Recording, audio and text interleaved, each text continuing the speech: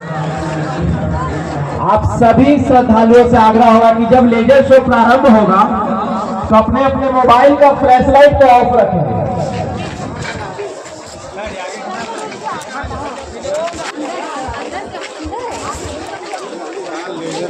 सभी श्रद्धालुओं से आग्रह होगा कि अपने अपने मोबाइल का फ्लैश लाइट ऑफ रखेंगे। चलिए लाइट्स ऑफ।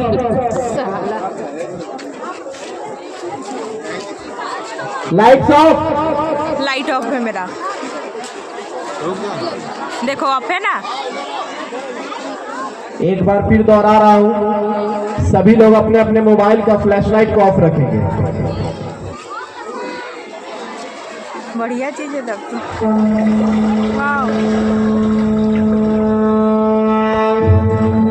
సర్వ మానవాళికి రక్షకుడు, మనకు కొండంత అండగా నిలిచేవాడు, మనసులో తలచిన వెంటనే గుండెల నిండా ధైర్యాన్ని నింపగలిగే మహాయోధుడు, అభయహస్తంతో ఎల్లవేళలా మనల్ని కాపాడే ఆ పవనపుత్రుడిని ఇప్పుడు మనసారా స్తుతించుకుంటూ శ్రీ పంచముఖ ఆంజనేయ స్వామిగా అవతారమెత్తిన కథని దృశ్య రూపంలో తిలకిద్దాం రండి.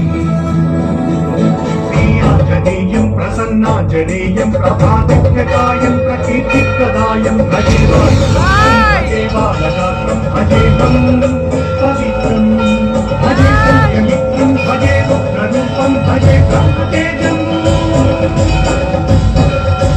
అది రామాయణ మహాయుద్ధం భీకరంగా సాగుతోన్న తరుణం.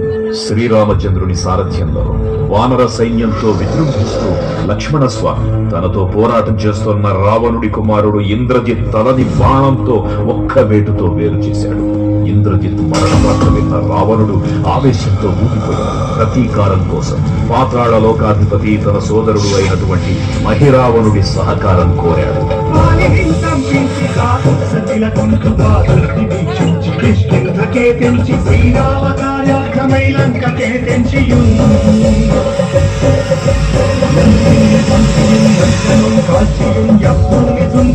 ఆనందము పొంగి ఆయుంగరం విచ్చి ఆరత్నముందెచ్చి శ్రీరామగున్నిచ్చి సంతోషముం చేసి తన ప్రభువులను కాపాడుకోవడానికి వాయువేగంలో పాతాళ లోకానికి చేరుకున్న ఆంజనేయ స్వామికి సగం మొసలి సగం వానర రూపంలో ఉన్న వింత జీవి ముఖద్వారం వద్ద కాపలా కాస్తూ కనిపిస్తుంది.